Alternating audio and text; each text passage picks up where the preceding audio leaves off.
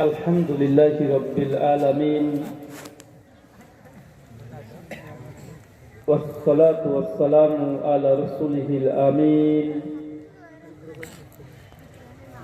وعلى آله وصحبه أجمعين أما بعد أعوذ بالله السميع العليم من الشيطان الرجيم من همزه ونفخه ونفسه بسم الله الرحمن الرحيم ما آتاكم الرسول فخذوه وما نهاكم عنه فانتهوا وقال الله سبحانه وتعالى يا أيها الذين آمنوا أطيعوا الله وأطيعوا الرسول ولا تبطلوا أعمالكم عن عائشة رضي الله عنها قالت قال رسول الله صلى الله عليه وسلم من عمل عملا ليس عليه أمرنا فهو رد رواه مسلم عن عبد الله بن مسعود رضي الله عنه قال قال رسول الله صلى الله عليه وسلم ليس من شيء يقربكم على الجنة وبعيدكم من النار إلا قد أمرتكم به رواه شعب الإيمان للبيهقي إسناده صحيح সমস্ত প্রশংসা সেই মহান সত্তা আল্লাহ সুবহানাহু ওয়া তাআলার জন্য, যিনি আমাদের সৃষ্টি করেছেন। শুধুই সৃষ্টি করেননি, এই পৃথিবীতে সহস্র কোটি মাখলুকাত সৃষ্টি করার পরেও যিনি আমাদের এই মানব জাতিকে সর্বশ্রেষ্ঠ জাতি, সর্বশ্রেষ্ঠ মাখলুকাত এবং সর্বশ্রেষ্ঠ নবী মুহাম্মদে আরবি সাল্লাল্লাহু আলাইহি ওয়াসাল্লামের উম্মত হিসেবে প্রেরণ করেছেন, সেই মহান সত্তা আল্লাহ সুবহানাহু ওয়া তাআলার সংক্ষিপ্ত শুকরে সুজুদ আদায় করি তার নিজের শেখানো ভাষা দিয়ে। সকলে এক বাক্যে পড়ি আলহামদুলিল্লাহ। গীতগ্রাম হাটতলা ফুটবল ময়দান নতুন ব্রিজ অঙ্গনের আপনারা যে দীর্ঘদিন যাবৎ ধরে ইসলামী আলোচনা সভার আয়োজনের পরিকল্পনা করেছিলেন, আজ 6 জানুয়ারি 2024 আল্লাহ সুবহানাহু ওয়া তাআলা আপনাদের এই আলোচনা সভাটিকে কবুল করেছেন। এই জন্য মহান সত্তা আল্লাহ সুবহানাহু ওয়া তাআলার আরো একবার শুকরিয়া সুজুদ করি, সকলে পড়ি আলহামদুলিল্লাহ। মহান সত্তা আল্লাহ সুবহানাহু ওয়া তাআলার কাছে দোয়া, এই প্রার্থনা, আল্লাহ সুবহানাহু ওয়া তাআলা আমরা মানুষ, আমরা কম বেশি ছোট বড় ভুল ত্রুটি বিচ্যুতি গুনাহ করে থাকি, আজকের এই আলোচনা সভার উসিলায় আমাদের পেছনের ছোট ছোট গুনাহ তথা পাপগুলোকে তুমি ক্ষমা করে দাও, সকলে পড়ি আমিন। মহান সত্তা আল্লাহ সুবহানাহু ওয়া তাআলার কাছে দোয়া, এই প্রার্থনা, আল্লাহ সুবহানাহু ওয়া তাআলা আমরা গোটা বিশ্ব জগতের মুসলিম জাতি নির্যাতিত, নিষ্পেষিত, লাঞ্ছিত, বঞ্চিত, পদদলিত, আল্লাহ সুবহানাহু ওয়া তাআলা আজকের এই আলোচনা সভার উসিলায় আমাদের গোটা মুসলিম উম্মাহকে তুমি গায়েবী সাহায্য এবং সহযোগিতা করো, সকলে পড়ি আমিন। সম্মানিত সুধী,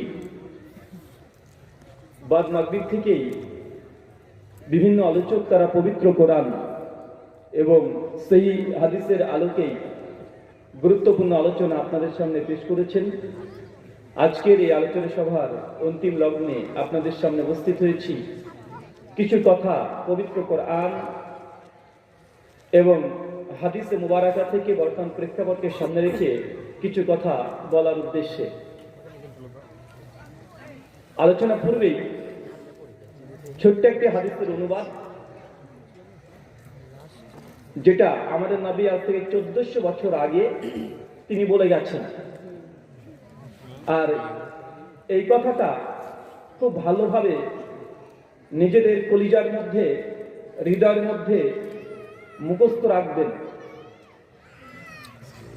ইসলাম নির্ভর করছে একমাত্র কোরআনুল কারীম তথা আল্লাহ সুবহানাহু ওয়া তাআলার ওহী আর 2 মুহাম্মদে আরবি সাল্লাল্লাহু আলাইহি ওয়াসাল্লামের আদেশ, নিষেধ, উপদেশ, তার কর্ম, এগুলো বাদ দিয়ে আমরা যে জিনিস করি না কেন যেটা আল্লাহর কোরআন দ্বারা সমর্থিত নয় এবং আমাদের নবীর আদেশ, উপদেশ বা কর্ম দ্বারা সমর্থিত নয়, সে আমলটা বা সেই বিশ্বাসটা যত ভালো হোক না কেন সেটা ইসলাম নয়। কথা কি বুঝতে পারছেন? 2 নম্বর বিষয়, যে ইসলাম এটা এমন একটি জীবন ব্যবস্থা, একটা ধর্ম, এটা আজ থেকে 1400 বছর আগে আল্লাহ সুবহানাহু ওয়া তাআলা আমাদের নবীর মাধ্যমে ইসলাম থেকে কমপ্লিট, সম্পূর্ণ করে দিয়েছে। একদম কমপ্লিট, সম্পূর্ণ। কেউ যদি মনে করে যে ইসলাম এটা একটা অসম্পূর্ণ দিন, অসম্পূর্ণ ধর্ম, তাহলে তার ইমানের এখনো দুর্বলতা আছে। বা ইসলাম সম্পূর্ণ না অসম্পূর্ণ? জোরে বলেন। এই সম্পূর্ণ করার জন্য আল্লাহ সুবহানাহু ওয়া তাআলা তিনি কি আমাদের হুজুরদেরকে দায়িত্ব দিয়েছেন, না আমাদের নবী আলাইহিস সালামকে দায়িত্ব দিয়ে প্রেরণ করেছিলেন? কথা বলেন। এই দায়িত্ব কার? ইসলামকে কমপ্লিট করা আমাদের মতো হুজুরদের, না আমাদের নবী আলাইহিস সালাম তিনি কমপ্লিট করে দিয়ে একদম বিদায় নিয়েছেন? কোনটা? এই দায়িত্ব ছিল মুহাম্মদে আরবি সাল্লাল্লাহু আলাইহি সাল্লাম তার উপরে, আর তিনি এই দায়িত্ব কমপ্লিট করেছেন। সহিহ বুখারী কিতাবুল হজ হাদিস নাম্বার 1741, আল্লাহর নবী বিদায় হজ্জের ভাষণের সময়তে সমস্ত সাহাবা রাদিয়াল্লাহু আনহুম প্রায় 10,000-এর অধিক সাহাবীদের সামনে রেখে আল্লাহ রাসূল একটা প্রশ্ন করেছিলেন। তিনি বলেছিলেন যে আলাহাল বাল্লাগতু ইয়া আমার সাহাবীরা, আমি তো দুনিয়া থেকে বিদায় নেওয়ার সময় চলে এসেছে, ইসলাম কমপ্লিট হয়ে গেছে, পবিত্র কোরআনে আল ইয়াকমালতু লাকুম দীনাকুম, আমি দিন ইসলামকে কমপ্লিট করে দিয়েছি, আর চলে এসেছে, অতএব আমাকে দুনিয়া থেকে চলে যেতে হবে। তো আল্লাহাল বাল্লাগতু, আল্লাহ সুবহানাহু ওয়া তাআলা যে দায়িত্ব, যে দায়িত্ব আমাকে দিয়েছিল, আমি কি তোমাদের কাছে সমস্ত দায়িত্ব আমি কমপ্লিট করে তোমাদের কাছে পেশ করতে পেরেছি? সাহাবা রাদিয়াল্লাহু আনহুম সঙ্গে বলেছেন, এক বাক্যে সকলে বলেছেন, নাম ইয়া রাসূলুল্লাহ, আল্লাহর নবী আল্লাহ যা অবতীর্ণ করেছিলেন, যে দায়িত্ব আল্লাহ আপনাকে দিয়েছেন, আপনি সমস্ত দায়িত্ব সম্পূর্ণভাবে আমাদের কাছে প্রেরণ করে দিয়েছেন, আমাদের কাছে প্রকাশ করে দিয়েছেন। আল্লাহর নবীর সঙ্গে সঙ্গে তার শাহাদাত আঙ্গুলটাকে আসমানের দিকে ইশারা করে বলছেন, আল্লাহুম্মা শাহাদ, আল্লাহুম্মা শাহাদ, আল্লাহুম্মা শাহাদ, হে আমার রব আল্লাহ, তুমি সাক্ষী থাকো, আমার উম্মাত এই সাক্ষী দিয়ে দিয়েছে যে আমি পুরোপুরি যা তুমি অবতীর্ণ করেছিলে সবকিছু আমি মানুষের সামনে প্রকাশ করেছি, কিছু আমি গোপন রাখিনি। তার মানে আমরা কি বুঝলাম এই হাদিস থেকে? ইসলাম কমপ্লিট, সম্পূর্ণ, এটা অসম্পূর্ণ কোনো ধর্ম নয়। এখন কেউ যদি তারপর ইসলামকে খুশি না হয়, নিজের ইচ্ছে মতো কোনো ইবাদত, নিজের ইচ্ছে মতো কোনো আমল, নিজের ইচ্ছে মতো কোনো চিন্তা চেতনা যদি করার চেষ্টা করে, ভাই বলে ইসলাম এটা গ্রহণযোগ্য হবে? একটা উদাহরণ দিয়ে বুঝতে পারবেন।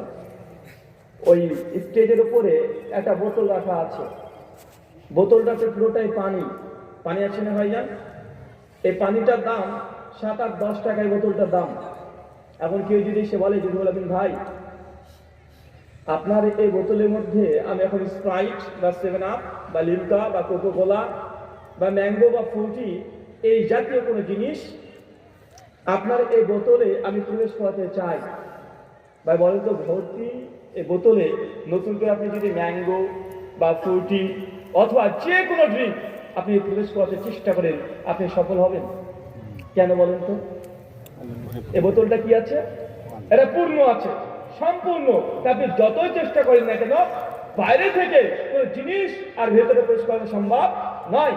সম্ভব তখনই যে আপনি স্প্রাইট প্রবেশ করাচ্ছেন, কিন্তু বোতলের পানি আস্তে আস্তে আস্তে আস্তে পড়তে শুরু করছে, আর কিছু কিছু অংশ এই স্প্রাইট বা কোকো কোলা এই বোতল তখন প্রবেশ করতে পারে। এছাড়া কোনো উপায় আছে? মানে বোতলে কিছু পানি বের হবে আর কিছু জিনিস বাইরে থেকে প্রবেশ করবে। তো ইসলাম যদি কমপ্লিট কোড অফ লাইফ হয়ে থাকে, সম্পূর্ণ দিন, সম্পূর্ণ জীবন ব্যবস্থা হয়ে থাকে, তো আপনি যদি চেষ্টা করেন বাইরে থেকে কোনো কিছু যেটা কোরআন সুন্নাতে নেই, আল্লাহ নবী দেয়নি, আপনি ভালো মনে করে কিছু প্রবেশ করাবেন, তো এখানে ঢুকতে তখনই সম্ভব যখন আল্লাহ নবীর আনিত দিন থেকে কোনো জিনিস আপনি ছুঁড়ে ছুঁড়ে ফেলে দিবেন, তারপরে আপনার জিনিসটাকে প্রবেশ করাতে পারবেন। কথা কি বুঝতে পারছেন? এর একাধিক উদাহরণ আপনাকে দেওয়া সম্ভব। আল্লাহ নবী বলছেন, মানুষ যদি মারা যায় তার সমস্ত আমল বন্ধ হয়ে যায়, ইল্লা সালাসা, তিনটি আমল থেকে থাকে। কয়টা আমল? তিনটি আমল। তাহলে এক, আপনার নেককার কোনো পরহেজগার যদি সন্তান থাকে, বাবা মারা গেছে, মা মারা গেছে, ছেলেটা যদি আল্লাহর কাছে কেঁদে কেঁদে দোয়া করে যে আল্লাহ তুই আমার বাবাকে আমার মাকে তুমি যাবতীয় গুনাহ থেকে তুমি ক্ষমা করে দাও, ছেলে যদি দোয়া করে, ওই দোয়া আল্লাহ সুবহানাহু ওয়া তাআলা বাধা ছাড়াই এই সন্তানের দোয়াকে আল্লাহ কবুল করে নেয়। দুই, যে ব্যক্তি মারা গেছে সে তার জীবদ্দশাতে এমন কিছু আমল করেছিল যে আমলটা মৃত্যুর পরে দুনিয়াতে রয়ে গেছে। এই আমলটার কারণে মানুষ যখন মারা গেছে, কবরে আছে, কিন্তু তার আমল এখনই স্থায়ী আছে দুনিয়াতে, মানুষ ভোগ করছে। এই আমল, এই কর্মের কারণেই ওই মানুষ মৃত্যুর পরেও কবরে নেকি পেতে থাকবে। যেমন উদাহরণ, আপনাদের এলাকায় একটা মসজিদ আছে, হতে পারে মসজিদে কোনো ফ্যান ছিল না, কোনো ফ্যান ছিল না, আপনার বাবা মারা গেছে, মা মারা গেছে, আপনি বললেন মসজিদের যত ফ্যানের প্রয়োজন আমি দিয়ে দেব। বা মৃত ব্যক্তি যে মারা গেছে, মারা যাওয়ার পূর্বে সে গোটা মসজিদে একদম ফ্যান লাগিয়ে দিয়েছে, বা অজুখানা যা প্রয়োজন সে অজুখানার জন্য টাকা দিয়ে দিয়েছে। কিন্তু এই ব্যক্তি এখন মারা গেছে, কবরে আছে, কিন্তু অজুখানা আছে না নাই? কথা বলেন, অজুখানা আছে না নাই? টিউবওয়েলটা আছে না নাই? মানুষ অজু করছে কি করছে না? আল্লাহ নবী বলছেন, মানুষ যখন মৃত্যুবরণ করে সমস্ত ইবাদত বন্ধ হয়ে যায়। এমন কিছু ইবাদত থাকে যে মানুষটা জীবিত অবস্থায় করেছিল, মরার পরেও তার অস্তিত্ব বিদ্যমান দুনিয়াতে, আর মানুষ সেখানে ফায়দা লুটছে। এখন এই মানুষগুলো অজু করে যত নাকি মৃত ব্যক্তি কবরে শুয়ে শুয়ে সে তত নাকি পাবে। এটা কি নাকি বলা হয়? সাদকায়ে জারিয়া, চলন্ত সাদকা। জীবন্ত অবস্থায় করেছে, মানুষ মারা যাওয়ার পরে পাচ্ছে। এখন আমরা মানুষ, আমরা তো বেশি আবেগী, আমরা ধর্মের চাইতে নিজের আবেগটাকে বেশি প্রাধান্য দিয়ে থাকি, আছে না নাই? কথা বলেন। এখন দেখেন, বাবা মারা গেছে, জীবিত অবস্থায় এলাকাতে মসজিদ হবে, এই জন্য স্পেশাল হুজুরকে ডেকে আনতে হয় যে হুজুর আপনাকে ডাকা হচ্ছে, এই জন্যই আপনি মানুষের কাছ থেকে মসজিদ উন্নতি কল্পে এই আলোচনা সভা, অতএব মানুষের কাছে জোরপূর্বক যে কোনো ভাবে জোর করে টাকা তুলে দেন। বা আছে না কথা বলে? আছে। এবং মানুষকে জোরপূর্বক টাকা নেওয়া হচ্ছে, নানা রকমের ছলে বলে কৌশলে ইমোশনাল ব্ল্যাকমেল করে মানুষের টাকা নেওয়া হচ্ছে। অথচ এটাই ছিল সুন্নাত, এটাই ছিল আপনার দায়িত্ব। যখন জীবিত ছিলেন তখন এমন কিছু ইবাদত করে যাওয়া, এমন কিছু স্বেচ্ছায় আমল করে যাওয়া যে মৃত্যুর পরেও আপনার ওই আমলের কারণে কবরে যেন আপনি নেকি পেতে পারেন। কিন্তু আমরা এটা ভুলে গেছি। এমন হয়ে গেছে কি, আপনি মারা গেছেন, ছেলে মেয়ে যা আছে এলাকাতে 40 খানা দিচ্ছে, আছে না নাই? 40 খানা হয়। মানুষ মারা গেলে খানা সমাজে প্রচলিত আছে, আছে না নাই? বলেন না রে ভাই, আছে। এবং মানুষ কি মনে করে এটাতে? আরে বাবা, রে বাবা, আমার বাবা মারা গেছে আর আমরা 3 ভাই মিলে একসঙ্গে এলাকার বড় বড় হুজুরদেরকে ডেকে এনেছি। কেন? যে আপনি কোরআন পড়বেন। আমার বাবা তো কোরআন কোনোদিন পড়েনি, অতএব আপনাকে আমি ধরে নিয়ে এসেছি, হুজুরকে ভাড়া করে ধরে নিয়ে এসেছি। হুজুর এখন বাপ মারা গেছে আপনার, আর ও নাকি এখন কোরআন পড়বে, কোরআন পড়ে নাকি আপনার বাপ মার নামে বসকিয়ে দিবে। সমাজে আছে না নাই? এসে ছোলা গুনছে, বুট গুনছে, উঁচু উঁচু টুপি পরা হুজুরদেরকে ধরে নিয়ে এসেছে, ওই সে কোরআন পড়ছে। কি হয়েছে? যে না এইগুলো যে পড়লাম, এখন যে মারা গেছে তার আমল নামায় নাকি সেন্ড করে দিবে।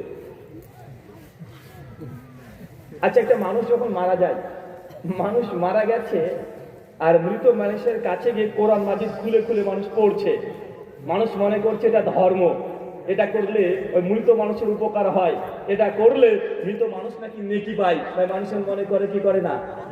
এখন কোরআন মাজিদে কি আছে? কেউ একজন মারা গেছে আর কোরআন মাজিদ খুলে গিয়ে আমি পড়ছি, ইয়া আইয়ুহাল্লাযীনা আমানু লা তাকরাবুস সালাহ ওয়া আনতুম সুকারা। বাংলা মানে, হে বিশ্বাসীগণ, তোমরা নামাজের ধারের কাছে যেও না যখন তোমরা নেশাগ্রস্ত অবস্থায় আছো। সূরা নিসা 43 নম্বর আয়াত। এখন এই মরা মানুষের সঙ্গে যদি কোরআনের এই আয়াত পড়া হয় তো ওর ফায়দা কি হচ্ছে?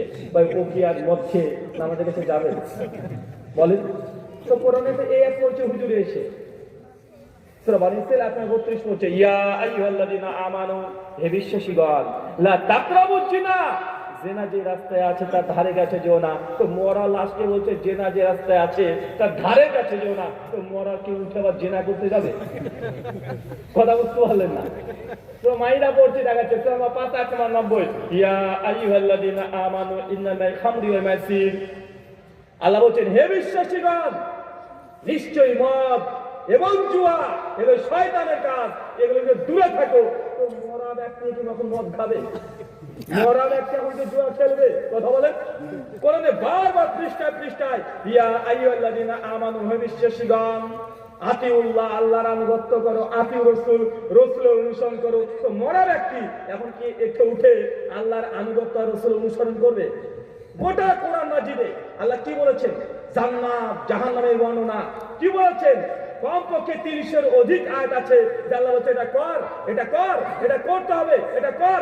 আর কিছু 300 মতো আয়াত আছে আল্লাহ বলছে এটা করা যাবে না, এটা হারাম, এই কাজ করো না। তো মানুষ মারা গেছে, ওর সামনে যদি আয়াতগুলো পাঠ করা হয় তো ওর উপকার কি হচ্ছে?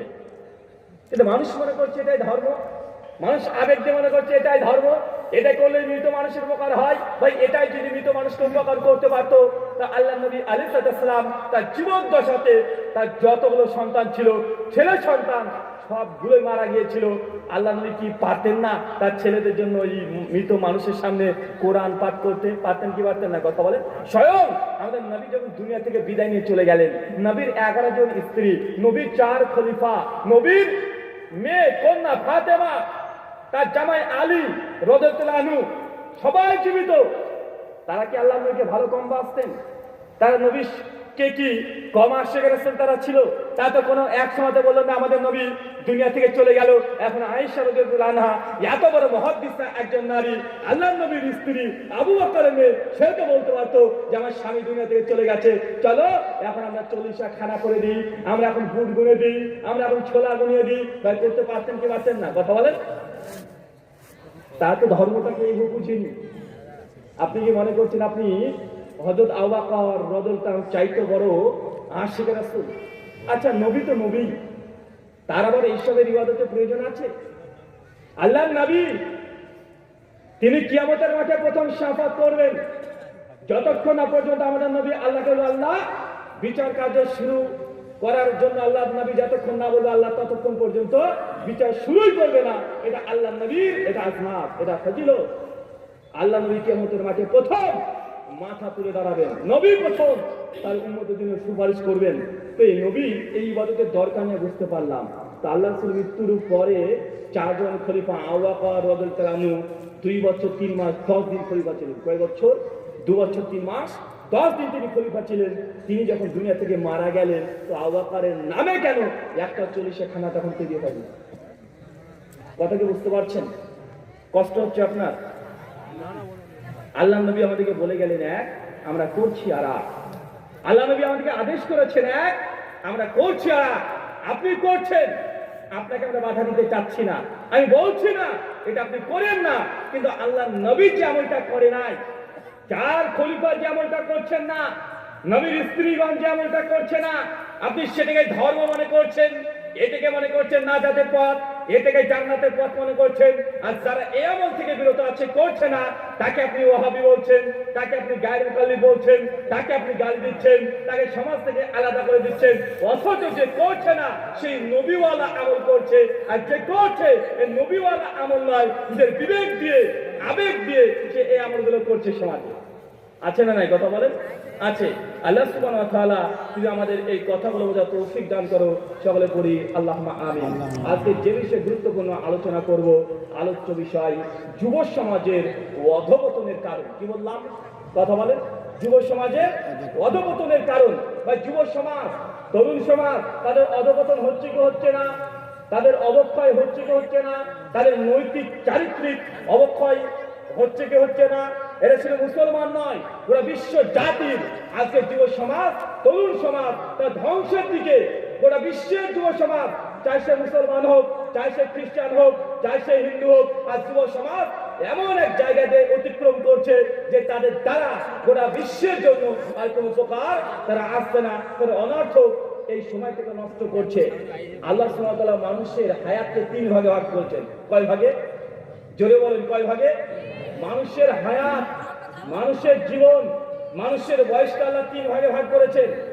এক, প্রথম আল্লাহ দুর্বলতা দিয়ে সৃষ্টি করেছেন। 2, তারপর আল্লাহ শক্তিমত্তা দিয়েছেন। 3, আবার আল্লাহ দুর্বলতার দিকে ফিরিয়ে নিয়ে যায়। কয় ভাগে? কথা বলেন, কয় ভাগে? 3 ভাগ। শুরু কি দিয়ে হয়? দুর্বলতা, মিডিলে থাকে শক্তিমত্তা, তৃতীয় নাম্বার যখন শেষ হয়ে যায় একটা মানুষ আবার দুর্বলতা দিয়ে। চলেন উদাহরণ দিয়ে বুঝতে পারবেন। সদ্যজাত সন্তান আজকে ভূমিষ্ঠ হয়েছে, আজকে জন্মগ্রহণ করেছে, এই ছেলেটা আজ থেকে 7 বছর 8 বছর পর্যন্ত সে দুর্বল না শক্তিশালী? দুর্বল না শক্তিশালী? সদ্যজাত সন্তানটা 2 চোখ আছে, 2 কান আছে, 2 হাত, 2 পা সব আছে, কিন্তু পিপাসা পেলে 1 গ্লাস পানি পান করার হিম্মত আছে, ক্ষমতা আছে, সাহস আছে, বা পারবে? চেষ্টা করলে পারবে না। সদ্যজাত সন্তান কানে শুনতে পায়, কিন্তু শোনার পরে অনুধাবন করতে পারে? সদ্যজাত সন্তান চোখ দিয়ে দেখতে পাচ্ছে, কিন্তু অনুধাবন করতে পারছে না। তাহলে বোঝা গেল একটা সদ্যজাত সন্তান মানুষ যখন সৃষ্টি হচ্ছে, দুনিয়াতে আসছে, এই দুর্বল অবস্থায় না সবল অবস্থায়? দুর্বল অবস্থায়। আবার মানুষ যখন 50 পার করে দেয়, বার্ধক্য উপনীত হয়ে যায়, এই সময় মানুষ আবার দুর্বল না শক্তিশালী? মানুষকে আল্লাহ সুবহানাহু ওয়া তাআলা আবার নিয়ে চলে যায় আবার তার পূর্বের অবস্থায়, তারা দুর্বল। আমাদের এখানে অনেক চাচা আছে যার বয়স 50, 60, 70 হয়ে গেছে। ভাই বলেন তো, তার চোখ আছে, আমারও চোখ আছে, আমার দৃষ্টিশক্তি আর চাচার দৃষ্টিশক্তি সমান? আমার চিন্তা শক্তি চাচার চিন্তা শক্তি সমান হবে? আমার হাতের পেশির জোর আর চাচার পেশির জোর সমান হবে? আমার পায়ের স্পিড আর চাচার পায়ের স্পিড সমান হবে না। তার মানে বোঝা গেল আমার চাচা যে 50, 60, 70 বছর পার করে দিয়েছে, এরও যখন বয়সের সঙ্গে সঙ্গে সে দুর্বল হচ্ছে কি হচ্ছে না? সে আবারও দুর্বল হয়ে যাচ্ছে। তার মানে বোঝা যাচ্ছে শুরু হচ্ছে দুর্বলতা দিয়ে, মানুষকে আল্লাহ শেষ করে দেয় এটা দুর্বলতা দিয়ে। মাঝখান যে সময়, এই গোল্ডেন পিরিয়ড, এটাকে বলা হয় ইয়াং এজ, যৌবন, শক্তিমত্তা। এই শক্তিমত্তা, এই বিষয়ে আল্লাহ নবী কোরআন মাজিদে, আল্লাহ নবী হাদিসে মুবারাকাতে তিনি কঠিন কঠিন কয়েকটা কথা বলেছেন। জামে তিরমিজি খুলবেন, 2417 নম্বর হাদিস। আল্লাহ নবী বলেছেন কিয়ামতের মাঠে প্রত্যেক বনি আদম সন্তানকে 5টা প্রশ্ন করা হবে। কয়টা? এটা কোথায় প্রশ্ন করা হবে? কোথায়? কিয়ামতের মাঠে। কবরে প্রশ্ন কয়টা করা হবে? 3টা। সে উত্তর দিতে পারবে তাকে আর একটা প্রশ্ন করে 4টে করা হবে। কিন্তু কিয়ামতের মাঠে প্রত্যেক আদম সন্তানকে 5টা প্রশ্ন করা হবে। প্রথম প্রশ্ন করা হবে আন উমুরিহি, তোমার পুরো হায়াত প্রসঙ্গে, পুরো জীবন, তোমাকে যে আল্লাহ সুবহানাহু ওয়া তাআলা 65 বছর দিয়েছিল, বা 60 বছর, 40 বছর, 30 বছর যে হায়াত দিয়েছিল, আল্লাহ গোটা হায়াত, গোটা জীবনে পাই টু পাই, কড়াই গন্ডাই আল্লাহ তাআলা হিসাব নেবেন। এখন আপনি বলেন, আল্লাহ যদি কিয়ামতের মাঠে আপনার জীবনের পুরো হিসাবটা নিতে চায়, আপনি হিসাব দেওয়ার মতো ক্ষমতা রাখেন? গোটা জীবনটা হিসাব দিতে পারবেন? আমি তো বারবার বলছি, গোটা জীবনের হিসাব তো দূরের কথা, আপনি নিজের অন্তরকে, নিজের বিবেককে প্রশ্ন করেন। যদি বলা হয় ভাইজান আপনি আজ থেকে 3 দিন পূর্বে থেকে 3 দিন 72 ঘন্টা আপনি কি কি কাজ করেছেন, এই 3 দিন হিসাব আপনি দিতে পারবেন? আল্লাহর কাছে দেওয়ার দরকার নেই, নিজের বাবার কাছে দিতে পারবেন না। যদি আপনি স্বামী হন, স্ত্রীর কাছে দিতে পারবেন না। যদি আপনি স্ত্রী হন, মাত্র 3 দিনের হিসাব আপনার স্বামীর কাছে দিতে পারবেন না। যদি আপনাকে এখনো বলে দেওয়া হয় ভাইজান আপনি 3 দিন কোথায় গিয়েছেন, কি করেছেন, কার সঙ্গে কথা বলেছেন, কার সঙ্গে মোবাইলে চ্যাট করেছেন, সমস্ত কিছু গোপন সিক্রেট ক্যামেরার মাধ্যমে আপনার গোটা লাইফ স্টাইলকে কপি করা আছে, ভিডিও করা আছে। এই ভিডিও 72 ঘন্টা 3 দিনের আপনার গ্রামের মানুষের সামনে এটা প্রজেক্টরের মাধ্যমে চালানো হবে। আপনি কি রাজি হবেন? রাজি হবেন? কি একজন আছেন যে রাজি হবেন? মাত্র 3 দিন কি করেছেন, কার সঙ্গে ফোনে গল্প করেছেন, কার সঙ্গে কথা বলেছেন, কি কি করেছেন, সবকিছু যদি বলে 72 ঘন্টা আপনার জীবনে নিজে যা করেছেন এই ভিডিও আকারে দেখানো হবে, আমরা কেউ রাজি হব না। কিন্তু কিয়ামতের মাঠে আল্লাহ নবী বলছেন আন উমুরিহিম, প্রত্যেক আদম সন্তানকে তার গোটা হায়াত, গোটা জীবন প্রসঙ্গে আল্লাহ কড়াই গন্ডাই সেদিন হিসাব নেবে। 2, এই হিসাব শেষ হতে হতে আল্লাহ নবী আবার বলছেন আন সাবাবিহি, এই যুবক তোমাকে যে যৌবন পিরিয়ডটা দেওয়া হয়েছে এটা স্পেশাল ভাবে আবার আল্লাহ হিসাব নেবে। ভাই এক হিসাব ডবল হচ্ছে না? গোটা জীবনের মধ্যে যৌবন পিরিয়ড আছে না নাই? আছে না নাই? আছে। ওই হিসাব নেওয়ার পরেও স্পেশাল আবার হিসাব, যে যৌবন পিরিয়ডটাকে তুমি কোন খাতে ব্যবহার করেছো। তুমি কি শুধুমাত্র ক্যারাম পিটিয়েছো, শুধুমাত্র পাবজি গেম খেলে কাটিয়ে দিয়েছো, না রাজনীতির নামে নোংরা মানুষের সঙ্গে মানুষকে মারামারি গালিগালাজ যে কোনো ভাবে ভোটকে দখল করার জন্য, যে কোনো ভাবে ক্ষমতায় আসার জন্য মানুষের উপরে অরাজকতা করেছো? কোন কাজে দায়ী করেছো? না মেয়ের পেছনে তোমার জীবনটা যৌবনটা শেষ করে দিয়েছো, না TV serial, YouTube, Facebook, PUBG game, এইসব সাধারণ সতর্ক নোংরামি আছে, এইগুলোতে তুমি নিজের জীবনটাকে শেষ করে দিয়েছো। কিয়ামতের মাঠে আল্লাহ এই হিসাবটাকে আগে নেবে, তার যৌবন পিরিয়ড। কেন বলেন তো ভাই এই হিসাবটা কেন? কারণ জেনে নেবে মানুষ ভালো করুক খারাপ করুক কোন সময়তে করে? কোন সময়? যৌবন পিরিয়ড। 50 বছরের চাচা, আপনি গোটা ভারতবর্ষের ক্রাইম রিপোর্ট দেখেন, যারা ক্রাইম করেছে ক্রিমিনাল 50 বছরের ঊর্ধ্বে মানুষ পাবেন না জেলখানায়, সব ইয়াং এজ। আছে না নাই? এখন দেখেন যারা গাঁজা নিয়ে ধরা পড়ছে, স্মাগলিং করছে, হিরিয়ন নিয়ে ধরা পড়ছে, তারা বয়স্ক না যুবক? তারা যুবক। পতিতালয় বেশ্যালয়ে চলে যান, যে দেখো ভিড় আড্ডা কাদের? যুবকদের। যে কোনো রাজনীতি, মারামারি, দাঙ্গা হাঙ্গামা যা হয় প্রথম কাতারে কারা দাঁড়িয়ে থাকে? যুবক, তরুণ সমাজ। যে কোনো খারাপ কাজ হোক যুবকরাই আগে ঝাঁপিয়ে পড়ে। এই আবেগটা আল্লাহ নবী তার জন্য বলছে, যুবক তোমার এই যৌবন সময় আল্লাহর কাছে হিসাব দিতে হবে, তুমি কোন কাজে দায়িত্ব করেছো। চাই নাস্তিক হয়ে তুমি শুধুমাত্র মোবাইল টিপেছো, তাহাজ্জুদের ওয়াক্তে তুমি নামাজ পড়োনি, অথচ তাহাজ্জুদের ওয়াক্তে তুমি তোমার গার্লফ্রেন্ডের সঙ্গে সময় কাটিয়েছো, গল্প করেছো, ফজরের আজান হয়েছে সঙ্গে সঙ্গে তুমি বিছানাটায় সাত করে পা সাত করে ঘুমিয়ে যাচ্ছ, অথচ তোমার শেষে মসজিদে থাকার কথা। এটা হচ্ছে আমাদের যুবক তরুণদের বাস্তব চিত্র। আচ্ছা, জঙ্গল চেনে? জঙ্গল বলছেন? জঙ্গল, জঙ্গল কি বলেন তো ভাইজান? জঙ্গলে কি থাকে? গাছপালা দিয়ে সাজানো থাকে না ভাইজান? এটা হচ্ছে জঙ্গল। আচ্ছা, বাগান, গার্ডেন, বাগান চেনেন? বাগানে কি থাকে? বাগানে গাছ থাকে, জঙ্গলেও গাছ, বাগানেও গাছ, গাছই থাকে। এখন জঙ্গল আর বাগানের মধ্যে পার্থক্য আছে না নাই? পার্থক্য আসছে নিঃসন্দেহে। পার্থক্যটা কি? জঙ্গল খুব সুন্দর একটা দেখা যায় ফুল ধরে আছে, আপনি ফুলটাকে নেওয়ার জন্য যাচ্ছেন, পাশে একটা সাপ বসে আছে, আপনি ভয়ে সেই ফুলটা নিতে যেতে পারছেন না, ওদের উপকার আপনি হাসিল করতে পারছেন না। কিন্তু বাগান, মানুষ সেখানে মন ফ্রি করার জন্য চলে যায়। মানুষ যখন ডিপ্রেশনে থাকে, মানুষের ভালো লাগে না, বাগানে গিয়ে সময় কাটায় কি কাটায় না? কাটায়। তো একটা জঙ্গল একটা বাগানের মধ্যে পার্থক্য কি? জঙ্গল সে আগাছাতে পরিপূর্ণ। কেন? জঙ্গলটাকে পরিচর্যা করার জন্য কোনো মানুষ নেই, কোনো মালি নেই। কিন্তু একটা বাগান, ওইখানে গাছ যে পূর্ণ আছে। কিন্তু এই বাগান এত সুন্দর কেন? কারণ এই গাছ, এই বাগানটাকে পরিচর্যা করার জন্য নিয়মিত কন্টিনিউয়াসলি একজন মালিক তাকে সময় ব্যয় করে, শ্রম দেয়। এখন বলেন আমাদের যুব সমাজ, তরুণ সমাজ, জঙ্গল না বাগানের মতো? জঙ্গল না বাগান? একদম পরিষ্কার জঙ্গল। আর এই জঙ্গলকে কেটে পরিষ্কার করার দায়িত্ব কার? মোদিজি। কে কে মোদিজি এসে করবে? বা এই ক্ষমতায় গিয়ে আরেকজন ক্ষমতায় এসে সে করবে না। এই জঙ্গলকে পরিষ্কার পরিচ্ছন্ন করার দায়িত্ব নিজের পিতা আর মাতা। কার বললাম? কথা বলে নিজের বাপ মা। বাপ মা যতক্ষণ পর্যন্ত সতর্ক না হবে ততক্ষণ পর্যন্ত আপনার সন্তান, আপনার মেয়ে ধ্বংসের একদম শীর্ষ জায়গাতে পৌঁছে যাবে। এটা বাস্তব চিত্র গোটা বিশ্ব জগতে আজকে আপনাকে দেখাচ্ছি। কিছু আপনাকে বাস্তব নমুনা বলবো। আল্লাহ নবী বলছেন 5টা প্রশ্ন না করা পর্যন্ত কিয়ামতের মাঠে একজন ব্যক্তিকে এক ধাপ এগোতে দেবে না। তার মধ্যে 2 নম্বর প্রশ্ন তোমার যৌবন পিরিয়ড সম্পর্কে। আল্লাহ সুবহানাহু ওয়া তাআলা আমাদের এই যৌবন পিরিয়ডটা তুই তোমার রাস্তায় পরিচালনা করার তৌফিক দান করো। সকলে পড়ি আল্লাহুম্মা আমিন। গোটা বিশ্ব জগতে বর্তমান প্রেক্ষাপটে একটা হাদিসের অনুবাদ আপনাকে বলবো, এটা আপনি চোখ দিয়ে শুধুমাত্র পর্যবেক্ষণ করেন, এর বাস্তবতা আল্লাহ 1400 বছর আগে কিভাবে বলে গেছেন। সুনান আবু দাউদ খুলবেন, 4299 নম্বর হাদিস। কত বললাম? 4299 নম্বর হাদিস। আল্লাহ নবী বলছেন, সাওবান রাদিয়াল্লাহু তাআলা যে সাহাবী, তিনি বলছেন যে আল্লাহর নবী আমাদেরকে একদিন এসে বলছেন যে অচিরে মুসলিম জাতির উপরে বেজাতিরা এমন ভাবে আক্রমণ করবে, যেমন ক্ষুধার্ত বাঘ।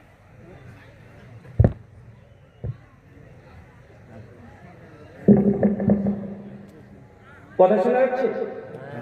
আল্লাহ বলছেন যে অচিরে মুসলিম জাতির উপরে বিজাতিরা এমন ভাবে আক্রমণ করবে, যেমন একটা ক্ষুধার্ত বাঘ যখন কোনো খাবার পেলে ঝাঁপিয়ে পড়ে, একদম পাত্রে ঝাঁপিয়ে পড়ে, এইভাবে মুসলিমদের উপরে ঝাঁপিয়ে পড়বে। ওরা বিশ্বের অপশক্তিগুলো, ওরা বিশ্বের বেধর্মীগুলো মুসলিম জাতির উপরে ঝাঁপিয়ে পড়বে।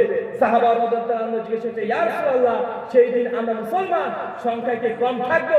আল্লাহ বলছে, জি না, সেই দিন মুসলমানের সংখ্যায় কম থাকবে না, বরং মুসলমানের সংখ্যায় অনেক, তবে মুসলমানরা থাকবে একদম শক্তিহীন, দুর্বল, তারা ভীত সন্ত্রস্ত থাকবে। তাদের সংখ্যায় অনেক হলেও তারা মুসলিম জাতিরা মাথা তুলে দাঁড়াতে পারবে না। কথা বোঝা যাচ্ছে না ভাইজান?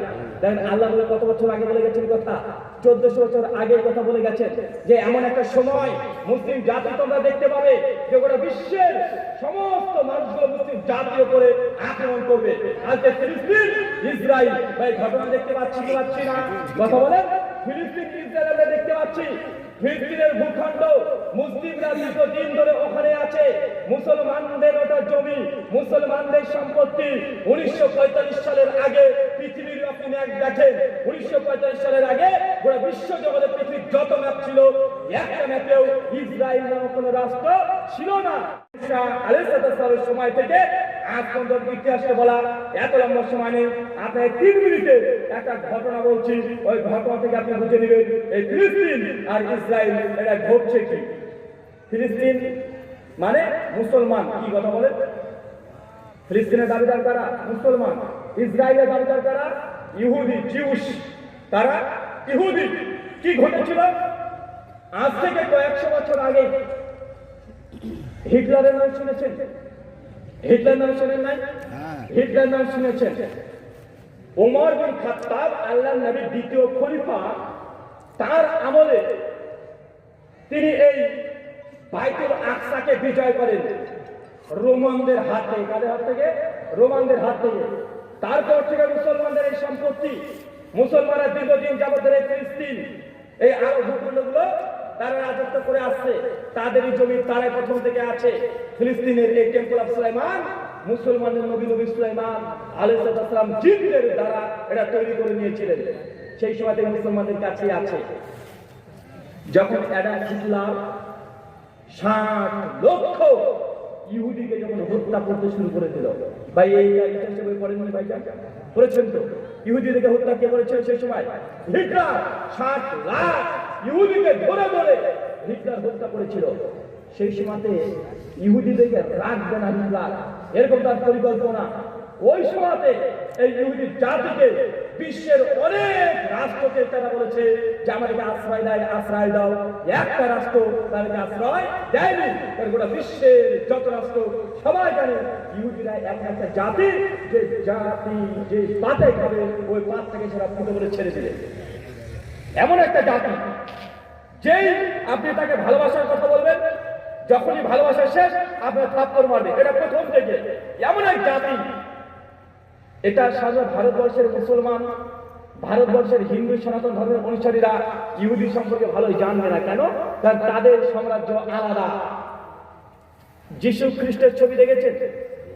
দেখে দেখে পুলিশে ঝুলিয়ে রেখে দিয়েছে, হাতে পায়ে পেরে আছে না নাই? খ্রিস্টানদের বিশ্বাস ইহুদিরা তাদের ঈশ্বরের পুত্র যিশু খ্রিস্টকে ক্রুশবিদ্ধ করে হত্যা করে মেরে দিয়েছে, যদি আমরা মুসলমানরা বিশ্বাস করি না। কিন্তু ইহুদিরা তারাও বলে যে আমরা ঈসা নবীকে, যিশু খ্রিস্টকে, আল্লাহ নবীকে আমরা হত্যা করে দিয়েছি। এখন বলেন যে জাতি গর্ব করে বলে যে আমরা আল্লাহ নবীকে হত্যা করে দিয়েছি, আল্লাহ নবীকে মেরে ফেলেছি। ভাই বলেন এই জাতির চাইতে বেঈমান, নিমক খারাপ পৃথিবীতে কোনো জাতি হতে পারে? যারা আল্লাহ নবীকে মেরে ফেলেছে দাবি করে, আজ পর্যন্ত বলছে যারা ঈশাকে মেরে দিয়েছি, আমরা যিশু খ্রিস্টকে মেরে দিয়েছি, আমরা মরিয়মের পুত্র যিশু, খ্রিস্টানদের গড, খ্রিস্টানদের ঈশ্বর, খ্রিস্টানদের ঈশ্বরের পুত্রকে ইহুদিরা বলছে আমরা মেরে ফেলেছি। তো ভাই বলে যে এই জাতি কত বড় বেঈমান আপনি এটাকে কল্পনা করতে পারবেন না। যেমন ইহুদিরা ভিক্ষা চাইছিল পুরো বিশ্বের কান্ট্রিগুলোর কাছে যে আমাদেরকে হিটলার হত্যা করছে, আমাদেরকে একটু জায়গা দেন, একটু স্থান দেন, একটু আশ্রয় দেন। ইউরোপের একটাও কান্ট্রি এই ইহুদি জাতিকে আশ্রয় দেয়নি। তখন তাদের পরিকল্পনা চেঞ্জ করে নিল। ইহুদিরা খুব ভালোভাবে মুসলিম সম্পর্কে অবগত আছে, কারণ মুসলিম, ইহুদি, খ্রিস্টান ঠিক নবী আব্রাহাম, ইব্রাহিম থেকে এই তিনটে প্রজন্ম চলে আসছে।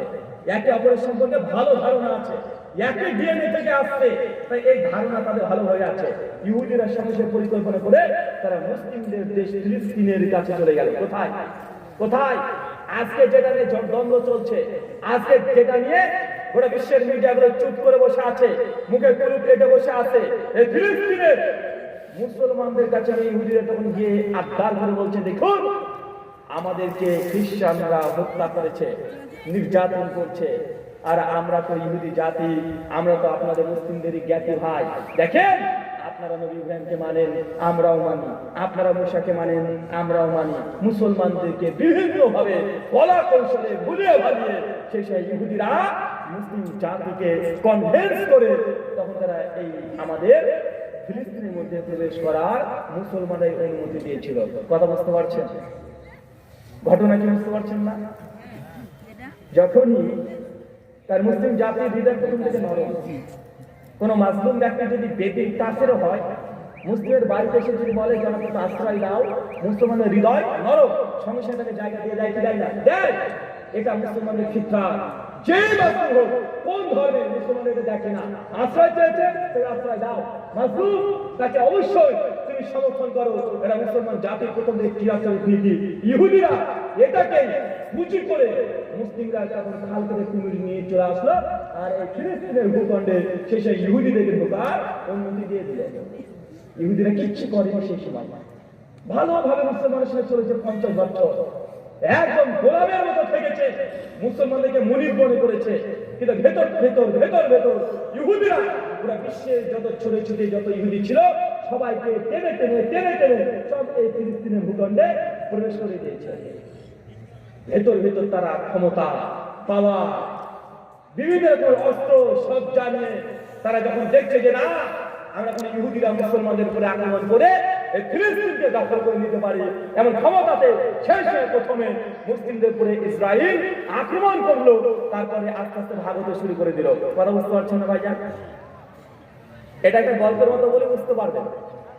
ধরেন আমি আপনাদের পরিচিত মানুষ, আমি হঠাৎ করে গভীর রাত্রিতে বেলাতে আপনাদের বাড়ির সামনে এসে একদম ঠক ঠক ঠক ঠক করে আওয়াজ করছি। আপনি গেট খুলে দিয়েছেন, যখন গেট খুলে দিয়েছেন তখন দেখছেন যে আমি বিধ্বস্ত অবস্থায় ধুলি বানিয়ে রেখে ভীত সন্ত্রস্ত, আমার কাছে কিছু নেই, কাজে কত কণ্ঠ বলছি ভাইজান। আর আপনি রুহুল ভাই কি ভাই এত রাত্রে দুটো বাজছে, এত রাত্রে আপনি এখানে কি করছেন? আমি তখন বলছি ভাইজান আমার গ্রামের মানুষ প্রতিবেশী যারা আছে সবাইকে মেরে লুটপাট করে আমার বাড়ি ঘর ভেঙে দিয়েছে, আমার ছেলেকে হত্যা করেছে, আমার মাকে হত্যা করেছে, আমার পরিবারকে ধ্বংস করে দিয়েছে ভাইজান। আমি দেশ থেকে, আমার গ্রাম থেকে আমি পালিয়ে এসেছি ভাইজান। আপনি তো আমার জ্ঞাতি ভাই, আপনি তো আমার মুসলিম ভাই, ভাইজান আমাকে আমাকে আমার দেশ থেকে, আমার জায়গা থেকে তাড়িয়ে দিয়েছে, এটা আমাকে আশ্রয় দিন। ভাই বলেন আপনি আমাকে আশ্রয় দিবেন কি দিবেন না? দেবেন কি দেবেন না? অবশ্যই দেবেন। সমস্যা আপনি ভাবছেন যে রুহুল ভাইকে অত্যাচার করে গ্রাম থেকে তাড়া করেছে, সমস্যা আমি আপনার ভাইকে একটু থাকার আশ্রয় চেয়েছি, আপনি আমাকে বলছেন রুহুল ভাই কয়েকদিনের জন্য। এখন গোটা বিশ্বের মিডিয়াগুলো, গোটা বিশ্বের রাষ্ট্রগুলো মুসলমানদেরকে বলছে যে এরাই জঙ্গি, আর ইহুদি, ইসরায়েল, জায়নিস্ট এরা নাকি এখন নিরীহ মানুষ। ভাই বলছি কি বলছে না? এই যে গোটা 3000 বছর ইতিহাস আমি সংক্ষিপ্ত ভাই বললাম, যুব সমাজ, তরুণ সমাজ, আমি শুধুমাত্র একটা কথা বলি, আল্লাহ নবীর হাদিস বাস্তব তুমি দেখতে পাচ্ছ। উনি বলছেন গোটা বিশ্ব জগতের যত অমুসলিমরা আছে, গোটা বিশ্ব জগতে যত বেদিন বেধর্মীরা আছে, মুসলিম জাতির উপরে এমন ঝাঁপিয়ে পড়বে যে একটা ক্ষুধার্ত কাকজন খাবার দিলে ঝাঁপিয়ে পড়ে, ওইভাবেই ঝাঁপিয়ে পড়বে। আর গোটা বিশ্ব জাতিতে একটা ইস্যু, যাই হোক ইসলাম আছে না নাই? কথা বলে কোন দেশে কাঠি রাখাচ্ছে আমাদের নবী? কেন অন্য কারো কাঠি রাখা যায় না? আমার নবীর কেন কাঠি রাখতে হবে? মুসলিমদের মাদ্রাসাকে বলছে সন্ত্রাসের আতঙ্কবাদ, কোরআন মাজিদের 26টা আয়াতকে কেটে বাদ দিয়ে দিতে হবে। এইসব কথা বলছে কি বলছে না? বলছে পৃথিবীর যত রকম সমস্যা টার্গেট একটাই, যে মুসলমান মুসলমান মুসলমান, 3 তালাক নাই 1 তালাক। মুসলিম মেয়েরা পর্দা করবে কি করবে না, নিজের মেয়েরা উলঙ্গ হয়ে ঘুরে বেড়াচ্ছে, কেউ দেখে না। কিন্তু মুসলমানরা পর্দা করে ঘুরে বেড়ায়, এটা নাকি তাদের মানব অধিকার লঙ্ঘন করে ফেলছে। আছে না নাই? আছে না নাই? আমি অবাক হচ্ছি। ট্রান্সজেন্ডার নাম শুনেছেন? আমি সেই তরুণদের একটা কথা বলছি। চাচার অনেক ফজিলত ফাজার অনেক শিখেছেন, অনেক জেনে নিয়েছেন, হালাল হারাম সব জানেন, খুব ভালোভাবে জানেন। নামাজ না পড়লে আপনি মুসলমান না। যতই আপনার নাম আব্দুর রহমান হোক না কেন, আপনি আল্লাহ আর মুসলমান নাই। আল্লাহ বলছে মান তরাকা সালাতা মুতাম্মাদান ফাকাদ কাফারা। যে ব্যক্তি নামাজকে ত্যাগ করে দিয়েছে এই ব্যক্তির নাম আব্দুর রহমান হোক, তারপরে সে কাফের। কথা বুঝতে পারছেন না? সেই মুসলিম 53 নম্বর হাদিস। কোন ব্যক্তি জেনে বুঝে যদি 1 টাকা সুদ খায় 36 বার জেনা করলে যত পাপ হয়, ওই ব্যক্তি এই 1 টাকা বন্ধন থেকে লোন নেওয়ার কারণে ওই করে জেনা, মায়ের সঙ্গে জেনা করে যা পাপ হয়, ওই ব্যক্তি একাই সে পাপ করছে। এই হাদিস আপনাদের জানা আছে না? আছে না? নাই কথা বলে। এখন তারপর যদি বন্ধন লোন খান, বন্ধন থেকে তারপর যে টাকা নেন, তো আপনি যদি মায়ের সঙ্গে জেনা করতে চান, তা আমরা কি করতে পারি? আপনার তো বারবার বলা হয়েছে, বারবার শুনে আসছেন যে সুদ খেলে আল্লাহর সঙ্গে আপনি বান্দা আল্লাহর সঙ্গে যুদ্ধ ঘোষণা করে দিলেন। সূরা বাকারা 279 নম্বর আয়াত। এই আয়াত বারবার কতক্ষণ ভাবে আপনার সঙ্গে বলা হয়েছে। তারপরেও যদি আপনি বারবার এই সুদের কাছে যান, বন্ধন লোনের কাছে যান, আমাদের করার কি আছে? আমরা শুধুমাত্র ফাযাক্কির ইন্নামা মুযাক্কির লাস্তা লাকা মুসাইতির। আমাদের কাজ শুধু সত্য প্রচার করে দেওয়া, জোর করে ইসলাম আপনাকে মানাতে পারবো না। এগুলো আপনি সবই জানেন। আপনি লুডু খেলছেন, ক্যারাম খেলছেন, মোবাইলে পাবজি গেম খেলছেন। ইবনে মাজাহ 3378 নম্বর হাদিস। আল্লাহ বলেছেন কেউ যদি দাবা খেলে তাহলে এই ব্যক্তির উদাহরণ হচ্ছে সে শুয়োরের রক্ত আর চর্বির মধ্যে হাতগুলোকে এইভাবে হাতগুলোকে সে রক্ত রঞ্জিত করলো। মানে আপনি এখন লুডু খেলছেন, ক্যারাম খেলছেন, পাবজি গেম খেলছেন, মানে ইসলামের পরিভাষাতে আপনি শুয়োরের রক্ত, মানে এটা শুয়োর কেটেছে, রক্ত হয়েছে, বাটিতে রেখেছেন, ওই রক্তের মধ্যে হাত দিয়ে হবে হাত ঘষা মাজা করছেন। কারণ আপনি যদি শুয়োরের রক্ত যদি এইভাবে রাখতে চান, আমার কি করার আছে? কথা বুঝতে পারছেন না ভাইজান? এই হাদিস আপনি জানেন, এরপরেও যদি পাবজি খেলে আমাদের কিছু করার আছে? মুসলমান, ইসলামে খেলা হারাম নয়, ইসলামে খেলা জায়েজ। তবে ওই খেলা জায়েজ যে খেলাতে শরীর চর্চা আছে। কি চর্চা আছে? কথা বলেন, কি চর্চা আছে? শরীর চর্চা আছে। ফুটবল খেলে, long jump, high jump, cricket যা আছে, ব্যাডমিন্টন এগুলো খেলেন, সবগুলো জায়েজ। ইসলাম খেলাকে হারাম করে নাই। দৌড় প্রতিযোগিতা করেন, 100 মিটার, 200 মিটার, 500 মিটার, একসঙ্গে সবাই 10-20 জন একসঙ্গে মাঠে দৌড় প্র্যাকটিস করেন, রেস করেন। ইসলাম সবগুলোকে জায়েজ করেছে। ইসলাম বলেছে ওই খেলাটা জায়েজ নয় যে খেলাতে ব্রেন চর্চা হয়, শরীর চর্চা হয় না, এই খেলাটা হারাম। লুডো, এটা কি চর্চা হয়? শরীর চর্চা হয়? শরীর চর্চা হয়? শরীর চর্চা হয় না, শুধুমাত্র এটা কি চর্চা হয়? ব্রেন চর্চা হচ্ছে। ভাই ফুটবল খেলা, এটা ব্রেন চর্চা হয়, শরীর চর্চা হয় কি হয় না? কাবাডি খেলা, এখানে শরীর চর্চা আছে না নাই? হাই জাম্প, লং জাম্প যা খেলবেন সব খেলাগুলো যায়। তবে হ্যাঁ, এই খেলার মধ্যে একটা অংশ আছে। কেউ যদি বলে যে আমাদের এই গেমের সঙ্গে ওই গেমের খেলা হবে, মাঝখানে 5001 টাকা ট্রফি আছে না নাই? যে জিতে যাবে সে 5001 টাকা পাবে, তাহলে এই খেলাটা আবার হারাম হয়ে গেল। যদি ক্রিকেট খেলা যায়, যখনই আপনি ট্রফি ধরেছেন তখন হারাম হয়ে গেল। কেন? এটা হয়ে গেল জুয়া। কি কথা বলেন? এটা কি? এটা কি হয়ে গেল? জুয়া। মুসলমান, কোথায় খেলা চলছে? ব্রাজিল আর আর্জেন্টিনা। চায়ের দোকানে বসে ও বলছে ব্রাজিলের পক্ষে, একদম ব্রাজিলের পোশাক পরে বসে আছে গেঞ্জি পরে। ওটা ব্রাজিল, আমি ব্রাজিলের পক্ষে। ওটা আমি আর্জেন্টিনার পক্ষে। ওটারে আজকে আর্জেন্টিনা জিতবে, যে আর্জেন্টিনা হেরে যায় ওটাই 5000 টাকা দেবো। খেলা চলছে ব্রাজিল আর্জেন্টিনা, আর এখানে বসে চায়ের দোকানে বসে মানুষ জুয়া ধরছে। আছে না নাই? আছে না নাই? জুয়া দেখতে ঘরে ঘরে ঢুকে বলেছে, ঘরে ঘরে জুয়া ঢুকে বলেছে। আমরা এগুলোকে মনে করছি না। আল্লাহ যে আয়াতে মদকে হারাম করেছে, যে আয়াতে আল্লাহ মূর্তি পূজাকে হারাম করেছে, সেই আয়াতে আল্লাহ সুবহানাহু ওয়া তাআলা জুয়াকে হারাম করেছে। কিন্তু আমরা জুয়াটাকে আমরা বড় পাপ, বড় গুনাহ আমরা মনে করি না। আল্লাহ সুবহানাহু ওয়া তাআলা আমাদের যুব সমাজ, তরুণ সমাজকে তুমি ফিতনা থেকে দূরে থাকার তৌফিক দান করো। সকলে বলি আল্লাহুম্মা আমিন। সহিহ বুখারী 660 নম্বর হাদিস। আল্লাহ নবী বলেন কিয়ামতের মাঠে 7 শ্রেণীর মানুষকে আল্লাহ আর সন্তুষ্ট করবে। কয় শ্রেণী? 7 শ্রেণী। 4 নম্বরের কথা বলতে গেলে আল্লাহ বলেন ওই যুবক, যে যুবককে কোন যুবতী নারী এসে প্রপোজ করেছিল যে চলো আমি তোমার সঙ্গে শারীরিক সম্পর্কে লিপ্ত হয়ে যাই, আমি তোমার সঙ্গে পেট শেয়ার করতে চায়। আর ওই যুবক যদি একবার যদি বলে ইন্নী আখাফুল্লাহ, নিশ্চয়ই আমি আমার রব আল্লাহকে ভয় করি, এই কথা বলে ওই তার গার্লফ্রেন্ডের সঙ্গে যদি সে ব্রেকআপ করে দিতে পারে, আল্লাহ বলছেন ওই যুবকের জন্য কিয়ামতের মাঠে আল্লাহর আরশ নিচে স্থান আছে। এই হাদিস কি বুঝতে পারছেন? এই হাদিসের স্পেশাল 14 ফেব্রুয়ারি, কি বললাম? 14 ফেব্রুয়ারি। 14 ফেব্রুয়ারি কি দিন? 14 ফেব্রুয়ারি কি দিন? ভ্যালেন্টাইন ডে, তাই তো? মানে কি? ভালোবাসা দিবস। 14 ফেব্রুয়ারি কি দিবস? 14 ফেব্রুয়ারি কি দিবস? ভালোবাসা দিবস না, লুচ্চা দিবস। যত লুচ্চা লুচ্চি আছে 14 ফেব্রুয়ারি গোলাপ ফুল দিয়ে দাঁড়িয়ে থাকবে। ভালোবাসা দিবসের নির্দিষ্ট কোনো দিন হয় না। আরে ভালোবাসা দিবস যদি হতো, একজন ছেলে তার মাকে গিয়ে বলছে যে মা তোমাকে আমি অনেক ভালোবাসি, কিন্তু এই ভালোবাসা কেমন ভালোবাসা দিবস যে এই ভালোবাসা দিনে যত তোমার অবৈধ সম্পর্ক আছে, ছেলে মেয়ে, অপ্রাপ্তবয়স্ক, প্রাপ্তবয়স্ক, অবিবাহিত সবাইকে বাগানে গিয়ে তারা গোলাপ ফুল দেওয়া নেওয়া করছে, শরীর শরীর মিলে দিচ্ছে, জেনা করছে, ব্যভিচার করছে। এটা কি ভালোবাসা দিবস না বেশ্যা দিবস? বলেন কোন দিবস এটা? এটা হচ্ছে ধর্ষণ দিবস। কত যুবক কত যুবতীকে 14 ফেব্রুয়ারি এই দিনটিকে স্পেশাল ভাবে রেখে দিয়েছে যে এই দিনে তার সঙ্গে এই কাজগুলো করবো। আছে না? নাই আছে। তাই ভালোবাসা দিবস না, এটাকে বলেন লুচ্চা দিবস। আমি বারবার এই জন্য বলেছি মুসলিম তরুণ সমাজ 14 ফেব্রুয়ারি নয়, 13 ফেব্রুয়ারি, 14 ফেব্রুয়ারি, 15 ফেব্রুয়ারি, এই 3 দিন তুমি যদি বড় ভাই হও, তোমার যদি বোন থাকে ছোট বা বড়, তাকে 3 দিন বাড়ির বাইরে বের হতে দিবা না। যদি বের হয় যেমন তোমার এই বোনটা হয় কারো কাছে ধর্ষিতা হতে যাচ্ছে অথবা নিজে জেনা করতে যাচ্ছে।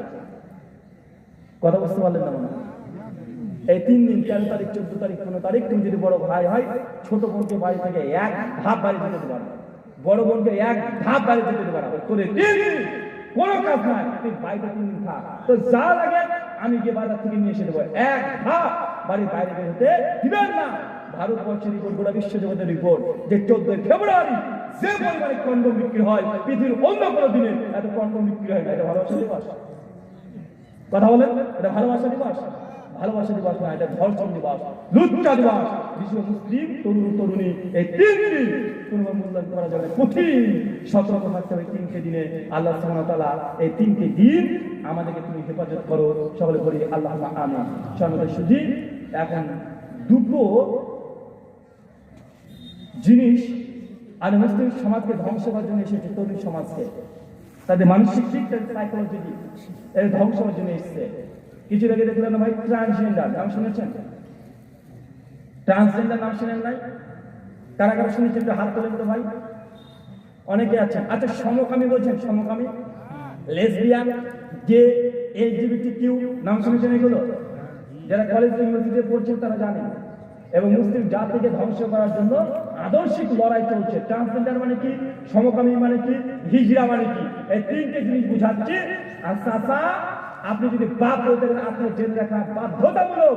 বর্তমান পরিস্থিতি যা আসছে, কখন যে আপনার ছেলেটা সমকামী হয়ে যাবে, ট্রান্সজেন্ডার হয়ে যাবে, আপনি নিজে বুঝতে পারবেন না, নিজে বুঝতে পারবেন না। তাই এটা আপনাকে বাধ্যতামূলক জানতে হবে। কারণ ভারতবর্ষ এখন ভারতবর্ষ নয়, এটা ইউরোপ, ব্রিটেন হয়ে গেছে, এটা আমেরিকা।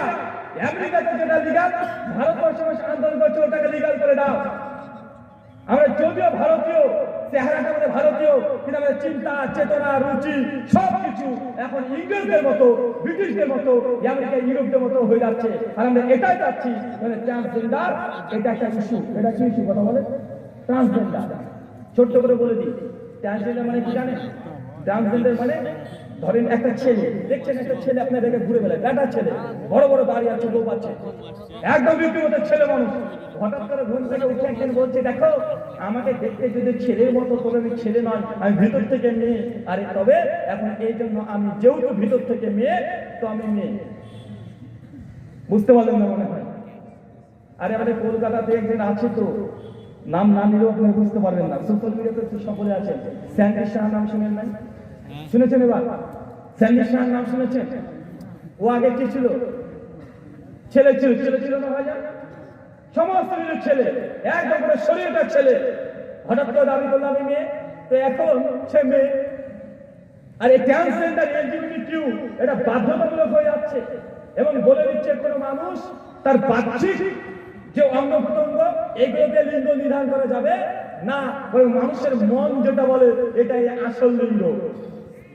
আর একটা উদাহরণ বুঝতে পারবেন, দেখছেন একটা মেয়ে মানুষ, ওর স্তন আছে, মেয়ে মানুষের মতো দেখতে, কিন্তু মেয়েটা হঠাৎ যদি বলে দেখেন আমি দেখতে যদি মেয়ের মতো, তবে আসলে মেয়ে নয়, আমি আসলে ভিতর আমি পুরুষ।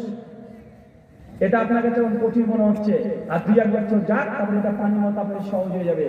আপনার ছেলে পাত্র এটা করবে, তখন বুঝতে পারবেন সমকামী কোনটা। সমকামী মানে ছেলের সঙ্গে বিয়ে করবে, শারীরিক সম্পর্ক করবে, এটা সমকামী। একটা মেয়েকে বিয়ে করবে, মেয়ের সঙ্গে সেক্স করবে, শারীরিক সম্পর্ক করবে, এটা কি বলা হচ্ছে বলেন তো ভাইয়া? এটা লেসবিয়ান বা সমকামী। এই দুইটি কি একটা রাস্ট, একটা জায়গা, একটা উৎস।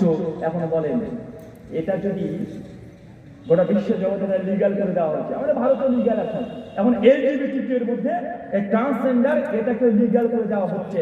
আল্লাহ 1400 বছর আগে বলেছেন অচিরে আমার উম্মতের মধ্যে এমন কিছু মানুষ আসবে যে পুরুষের বেশধারী নারী এরা লা ইয়াদখুলুনা জান্নাত, তারা কখনো জান্নাতে যাবে না। কারা?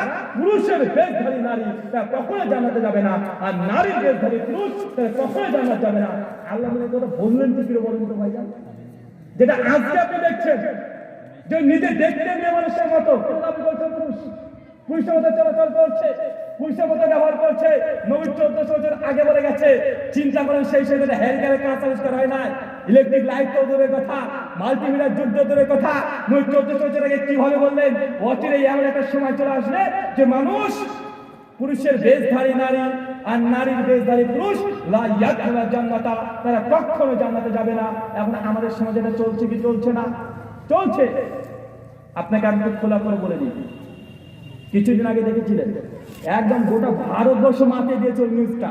কি নিউজ? যে দুজন সমকামী দম্পতি ছেলে বিয়ে করেছিল, তারপর একটা বাচ্চা প্রসব করেছে। ভাই এই নিউজটা দেখেন নাই? দেখেছেন তো? সোশ্যাল মিডিয়া আছে যে দুজন ছেলে বিয়ে করেছে, বিয়ে করার 2 বছর পর বাচ্চা চলে এসেছে পেটে। একদম আন্তর্জাতিক লেভেলের নিউজ। ঘটনা ঘটেছিল কেরালাতে। এবং সেই সময়তে যারা এই সমকামী বা লেসবিয়ান বা ট্রান্সজেন্ডার গ্রুপ, তারা একদম প্রচার করতে, দেখো তোমাদের ঈশ্বরকে আমরা চ্যালেঞ্জ করে দিয়েছি, তোমাদের ভগবান, তোমাদের আল্লাহ বলেছে পুরুষ নাকি সন্তান জন্ম দিতে পারে না। আজকে সমকামী 2জন ছেলে আজকে সন্তান জন্ম দিয়ে দিয়েছে। অতএব ঈশ্বর আল্লাহ ভগবান বলে কেউ নেই। বিজ্ঞান যা বলছে, বিজ্ঞান দ্বারা সবকিছু হওয়া সম্ভব। অতএব ধর্ম মিথ্যা, আল্লাহ মিথ্যা, ভগবান মিথ্যা। বা আন্দোলন করলো না? এবং আমরা তখন অবাক হয়েছিলাম। আমি যখন প্রথম দেখি এই খবরটা, BBC, CNN, Voice of America, Daily Mail, NST, Times of India, Hindustan Time, Hindustan News Express, সব খবর একদম প্রচার করছে যে 2জন ছেলে বিয়ে করেছে, কিন্তু বাচ্চা চলে এসছে। এটা কি সম্ভব? কিন্তু হয়েছে তো। তা আমি এটা নিয়ে অনেক গবেষণা করছিলাম। তো গবেষণা করতে গিয়ে রহস্য পরে বুঝতে পারলাম। আসলে ঘটনা কি ঘটেছিল জানেন? মানুষের ধোঁকা দেওয়া হচ্ছে কিভাবে। আসলে ছবিতে যেটা দেখছেন যে একটা ছেলে মানুষ, একদম ছেলে মতো দাঁড়িয়ে ফুটে দাঁড়িয়ে আছে, কিন্তু পেট উঁচু, পেটে বাচ্চা, দেখতে ছেলে মতো কিন্তু পেটটা উঁচু। আসলে এই যাকে দেখছেন ছেলে, পেট উঁচু, পেটে বাচ্চা আছে, এই আসলে ছেলে না, এর জন্য মেয়ে, একজন নারী। কি করেছে? মানে ওর জন্মসূত্রে নারী, ওর যোনিপথ আছে, মানে নারীর যে জননেন্দ্রিয়, সেই জননেন্দ্রিয় আছে। সে যখন প্রাপ্তবয়স্ক হয়েছে তার পিরিয়ড মেন্সও হয়েছিল, তার স্তনও ছিল। কিন্তু হঠাৎ সে একদিন দাবি করলো যে আমি যদিও বাহ্যিক দিক থেকে মেয়ে ভাব, কিন্তু আমি আসলে মেয়ে নয়, আমার মন বলে আমি একজন পুরুষ। এই কারণে ওই মেয়েটা সে সার্জারি করেছিল। কি করেছিল? সার্জারি করেছিল। তার স্তনটাকে কেটে বাদ দিয়ে দিয়েছে। স্তন কেটে কি করেছে? বাদ দিয়েছে। আর পুরুষের যে হরমোন টেস্টোস্টেরন, যে হরমোনের জন্য পুরুষের কণ্ঠ মেয়েদের চাইতে একটু মোটা, একটু আওয়াজ হয়ে যায়, হাতের কবজিগুলো একটু শক্ত মজবুত হয়ে যায়, গোপ দাড়ি এগুলো গজায়, এই যে টেস্টোস্টেরন হরমোনের কারণে। সেই সময় ওই মেয়েটার শরীর থেকে নারীর যে হরমোন, এটাকে বের করে টেস্টোস্টেরন হরমোন এটাকে প্রবেশ করানো হয়। এই জন্য ওই মেয়ে মানুষটা আস্তে আস্তে বাহ্যিক দিক থেকে সে হয়ে যাচ্ছে পুরুষ। কথা বুঝতে পারছেন? তার গোপ উঠছে, তার শক্তিগুলো, পেশিগুলো একদম মজবুত হয়ে যাচ্ছে। দেখবেন যেসব নারীরা বক্সিং খেলে, আচ্ছা না ভাই, বক্সিং খেলে না, যেসব নারীদের পেশি অনেক মোটা, ওরা প্রত্যেকে টেস্টোস্টেরন হরমোন তারা ব্যবহার করে, সবাই। এই জন্য পেশিগুলো মজবুত হয়ে যায় ওই নারীগুলোর। তো ওই মেয়েটি সে কি করেছিল, সে হরমোন চেঞ্জ করেছিল, সে নারী হরমোন বের করে পুরুষের হরমোন পুরুষ করেছিল শরীরে, এবং তার স্তন কেটে সার্জারি করে বাদ দিয়ে দিয়েছিল। তাতে তারা দূর থেকে মনে করবেন সে একজন পুরুষ মানুষ, তার আস্তে আস্তে পুরুষের মতো কণ্ঠ চলে আসছে, আস্তে আস্তে দাড়ি যোগ হয়ে গেছে, কিন্তু তার যে প্রজনন ক্ষমতা, যে গর্ভধারণ, তার জনিপথ ওদের ঠিকই আছে। বাহ্যিক দেখছেন সে একজন পুরুষ, ভেতরে কি নারী। আর যে ছেলেটাকে দেখছেন মেয়ে সেজেছে, বাহ্যিক দিক থেকে দেখছেন মেয়ে, ও ছিল মেয়ে না, ও ছিল ছেলে। ও কি করেছে, যাকে দেখছেন বাবা, ও আসলে বাবা নয়, সরি, যাকে দেখছেন আপনি একজন মা, ও আসলে মা নয়, ও আসলে ছিল বাবা, একটা ছেলে ছিল। ও আবার উল্টো সার্জারি করেছে, ও আবার তার শরীরের রাঙের মাংস কেটে স্তন তৈরি করেছে, মেয়েদের হরমোন পুশ করেছে। দেখ ছেলে মানুষটা আস্তে আস্তে ধীরে ধীরে চেহারা স্বাদ, তার মেয়ে একটা ভাব চলে এসেছে। তো ভাই আসলে ভেতরে তারা কি, ভেতরে একজন ছেলে একজন মেয়ে, হরমোনের কারণে বাহ্যিক পরিবর্তন হয়েছে, ভেতর কি পরিবর্তন হয়েছে না, আসলে মেয়ে মানুষই গর্ভধারণ করেছে, ছেলে নয়। এটা হচ্ছে ট্রান্সজেন্ডার। এটা সবচেয়ে ভয়াবহ কি হবে, আপনাকে ছোট্ট একটা ঘটনা বলে দিই, যে আজকে আপনি হঠাৎ দাবি যদি করেন, দাড়ি গোছ সবই আছে, হঠাৎ বলছেন দেখেন আমি আসলে পুরুষ না, আমি নারী। আমাদের ইন্ডিয়ান আইন, ইন্ডিয়ান ল এখন এটা করতে বাধ্য। কোনো ছেলে যদি হঠাৎ দাবি করে বলে যে আমি মেয়ে, তাহলে ওই ছেলেটা পুরুষ বেশি নারী দাবিদার।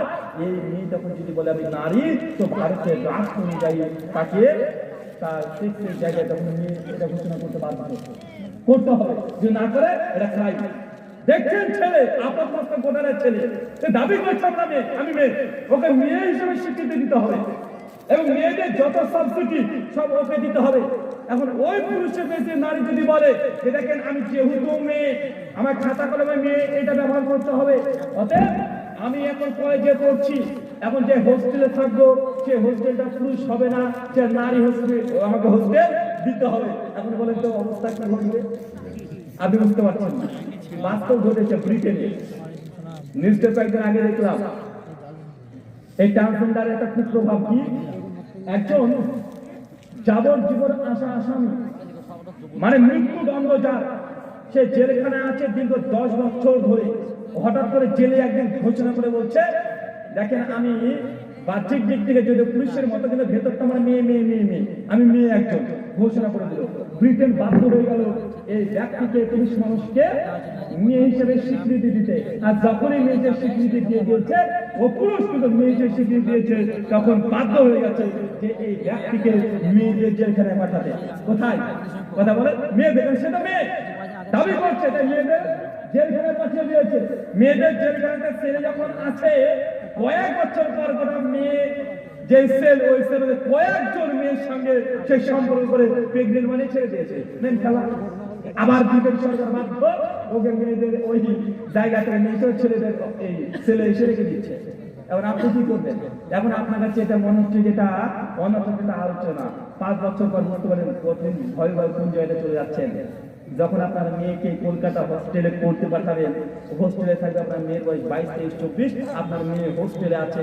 আর একজন বদমাস যখন ছেলে মানুষ 22, 23 বছরের টকবকে যুবক যে দাবি করে যে দেখেন আমি আসলে মেয়ের নামে ছেলে, আমাকে মেয়েদের হোস্টেল দেওয়া হোক, তখন আপনার মেয়ে যে হোস্টেলে যে বেডে থাকবে, আর ওই হোস্টেলে যদি ওই পুরুষের বেশধারী লিঙ্গ নিয়ে আপনার মেয়ের হোস্টেলে গিয়ে পাশে বেডে শুয়ে থাকে, কারণ আপনার মেয়ের অবস্থা কথা বলে কিচ্ছু করার না। এটা লিগাল হয়ে যাবে ভারত, ইন্ডিয়াতে সমকামিতা লিগাল হয়ে গেছে, ট্রান্সজেন্ডারটা লিগাল হয়ে যাবে।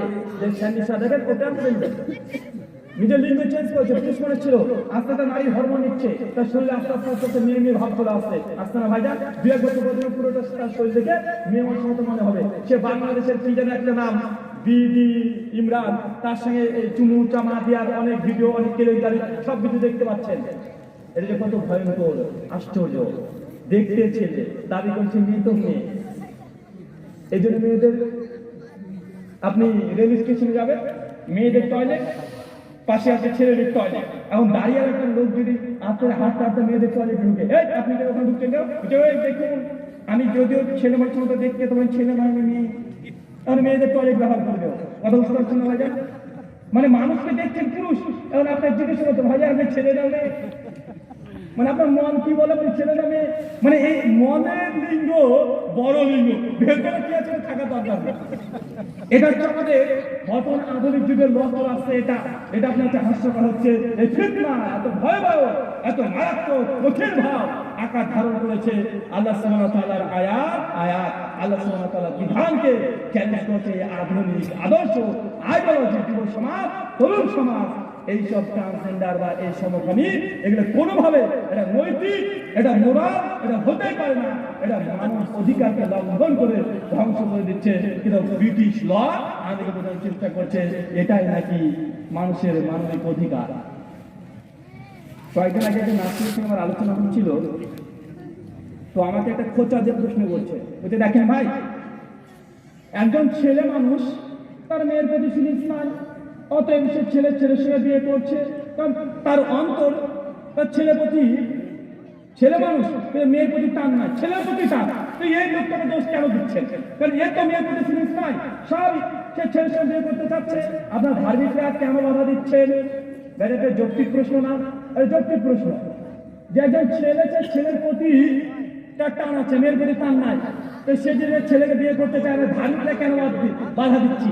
আমি বলেছিলাম ভাইজান, কোনো ছেলে যদি তার মায়ের প্রতি আকৃষ্ট হয়ে যায়, ন্যাচারালগত ভাবে মায়ের প্রতি আকৃষ্ট হয়ে গেল, আপনার আধুনিক মায়ের সঙ্গে সেক্স করা এটা কি বৈধ করে দিবে? কোন ভাই যদি আপন বোনের প্রতি কামনায় আসক্ত হয়ে যায়, তার মানে কি আপনি ভাই বোনের সঙ্গে জেনা ব্যভিচারকে আপনি বৈধ করে দিবেন? কোন মানুষ যদি একটা পশুর প্রতি আকৃষ্ট হয়ে যায়, বা আছে না পশুর প্রতি আকৃষ্ট হয়ে যায়, পশুর সঙ্গে সেক্স করা বৈধ করে দিবেন? কোন মানুষ যদি আপনি হসপিটালে কাজ করে, মৃত লাশকে দেখে যদি কামাক্ত হয়ে যায় এবং সেই মৃত লাশের প্রতি সে যদি আকৃষ্ট হয়, এটিকে বলে নিক্রোফিলিয়া। এই নিক্রোফিলিয়া অনেক মানুষের মধ্যে এই ধারণা আছে যে মৃত মানুষের সঙ্গে সেক্স করে আনন্দ পায়। এখন নিক্রোফিলিয়া মৃত ব্যক্তির সঙ্গে, লাশের সঙ্গে সেক্স করে এটিকে অনুমোদন করে দিবেন? মানুষের মন চাইছে বলে আপনি তাকে দিয়ে দিবেন, অনুমোদন দিয়ে দিবেন। আর সে ব্যক্তি দেখতে পুরুষ, দাবি করছে নারী, এর শরীর পরিবর্তন করার দরকার নেই। একে মানুষের ডাক্তার দেখানোর দরকার আছে। কি দেখা দরকার আছে? মানুষের ডাক্তার। আল্লাহ সুবহানাহু ওয়া তাআলা আমাদের যুব সমাজ, তরুণ সমাজকে এই কথাগুলো বোঝার তৌফিক দান করো। সকল বলি আল্লাহুম্মা আমিন। আল্লাহ, যে কথা এতক্ষণ ধরে আলোচনা করলাম, এই আলোচনার মূল উদ্দেশ্য ভবিষ্যৎ প্রজন্ম আজকে এই কথাগুলো 10 বছর পর আপনারা বুঝতে পারেন যে কথাগুলো আজকে যেটা বললাম, 10 বছর পর আপনাদের এই কথাগুলো কাজে লাগবে। এখন লাগবে না কেন? এখন আপনি অধিকাংশ কথা, অধিক তথ্য, এগুলো আপনি নিজে অবগত নয়, তা আপনার কাছে আলোচনাগুলো একটু টাফ কঠিন মনে হলো। কিন্তু এই কথাগুলো আজকে যারা 8 বছর, 10 বছর, 12 বছরের ছেলেরা আছে, এদের যদি বয়স 20 বছর হবে, তখন তাদের জন্য এই কথাগুলো কাজে লাগবে। যারা বাবা আছেন তাদেরকে নসিহত করলাম যে আপনার ছেলে মেয়ে, আপনার পরিবারকে আপনি ইসলামী যে আদব, ইসলামের যে কায়দা, ইসলামের আদর্শ, এগুলো বেশি শিক্ষা দেন। নচেত ব্রিটিশদের ল, আইন, আদর্শ যে ধেয়ে আসছে মুসলিমদের উপরে, এখানে আপনার ছেলে মেয়েকে আপনি টিকিয়ে রাখতে পারবেন না। ওই স্রোতে আপনার ছেলে ট্রান্সজেন্ডার হয়ে বাড়িতে ফিরবে। আপনার ছেলেকে বিয়ে করে বাড়িতে আসবে, আব্বা এটা তোমার বৌমা বরণ করো, তারা বুঝতে নেওয়া যায়, এটা বাস্তব হয়ে যাবে। আল্লাহ সুবহানাহু ওয়া তাআলা আমাদের এই কথাগুলো তৌফিক দান করো। সকল বলি আল্লাহুম্মা আমিন। যে প্রশ্নটা আছে, হ্যাঁ বলো। যে শুকরিয়া, বারাকাল্লাহ ফিকুম। অনেক রাত হয়ে গেছে, প্রায় 10:40 মিনিট। আমার লেখা কিছু বই আছে, অনেকে ফোন করছেন বারবার যে রুহুল আমিন ভাই, আপনার বইগুলো আমরা পাচ্ছি না। তো আমার বই ইন্ডিয়ান প্রিন্ট, যেগুলো কলকাতাতে ছাপাই, বাংলা প্রিন্ট আমি আজকে বাড়িতে করে নিয়ে এসেছি। প্রায় অনেকগুলো বই আছে। তারপরে বিভাগ ইউনিভার্সিটি এই বইটা যারা আগেকার প্রিন্ট পেয়েছেন, এটা লেটেস্ট প্রিন্ট। এই বইটা নিয়ে যেতে পারেন। মাযহাব মানা যাবে কি যাবে না, একটা ঝামেলা আছে না, মাযহাব মানা যাবে কি যাবে না। যারা বলছে মাযহাব মানতে হবে, যে দলিল দেয় এই দলিলের অ্যান্টিভেনাল জবাব দেওয়া আছে। যতগুলো দলিলের ব্যবহার করে সবগুলো জবাব দেওয়া আছে। আর তারপরে আছে আহলে হাদিস, হানাফি মাযহাব, দ্বন্দ্ব নিরসন। হানাফিদের সঙ্গে আহলে হাদিসদের প্রায় 35টা মাসআলায় দ্বিমত আছে। প্রত্যেকটা দ্বিমতীয় মাসআলাতে দলিল দিয়ে আলোচনা করা আছে। প্রায় 500-এর উপরে দলিল রেফারেন্স দিয়ে এই বইটা আলোচনা করা হয়েছে। আর একটা বই আছে রাফুল ইয়াদাইন ফি মানসুখ, যার রুকুতে যাওয়ার সময় রুকু থেকে ওঠার সময় রাফা করা হয় না, অনেকে বলে এটা নাকি মানসিক হয়ে গেছে, এটা মিথ্যা কথা, এটা মিথ্যা ডাহা মিথ্যা কথা। এটা জবাবে একটা বই লেখা আছে রপরের কিন্তু মানসিক, আরেকটা বলে আছে মৃত ব্যক্তির জন্য জীবিতদের করণীয় এবং বর্জনীয়, মানে বাপ মা মারা গেলে সেই কি কি আমল করবেন যে বাপ মা খবর থেকে মৃত্যু পাবে। তো 17খানা আমল করা যায় আর 17খানা আমল করা যায় না। তো 34টা মাসলা নিয়ে ওই বইটা রচনা করা আছে। তারা যে 8 টাকা বা 20 টাকা এই মধ্যে রচনা করা আছে। অনেকগুলো বই লেখা আছে, যারা আপনার বইগুলো নিতে চান তা নিতে পারবেন। মহান সত্তা আলোচনা হচ্ছে দোয়া। এরপর আল্লাহ যে কথা বললাম প্রথমে আমাকে তবে আপনার প্রত্যেকটা আমলটা তৌফিক দান করো, সকলে করি আমিন। আমাদের মধ্যে যারা অসুস্থ আছে আল্লাহ সুবহানাহু ওয়া তাআলা তুমি আশ-শাফি, তুমি সুস্থতা দানকারী, তুমি আমাদের প্রত্যেককে শিফায়ে কুল্লিয়া দান করো, সকলে করি আল্লাহুম্মা আমিন। আমাদের মধ্যে যারা মৃত্যুবরণ করেছে আল্লাহ সুবহানাহু ওয়া তাআলা তার জন্য শিরক না করে মৃত্যুবরণ করে তুমি তাকে ক্ষমা করে জান্নাতুল ফেরদৌস দান করো, সকলে করি আল্লাহুম্মা আমিন। আমাদের মধ্যে যারা এখন হালাল উপার্জন করতে পারেন আল্লাহ তুমি রাজ্জাক, তুমি রিজিক দাতা, আমাদের প্রত্যেককে হালাল উপার্জন করো তৌফিক দান করো, সকলে করি আল্লাহুম্মা আমিন। আমাদের মধ্যে যেসব ব্যক্তি এখন ঋণগ্রস্ত আছে আল্লাহ সুবহানাহু ওয়া তাআলা আমাদের প্রত্যেকের মাথার উপর থেকে এই ঋণের বোঝা তুমি সরিয়ে দাও, এই আযাব আমাদের থেকে তুমি তুলে নাও, সকলে করি আল্লাহুম্মা আমিন। এই বলে আজকের আলোচনা শেষ করলাম। ওয়া মা আলাইনা ইল্লাল বালাগ। সুবহানাকাল্লাহ।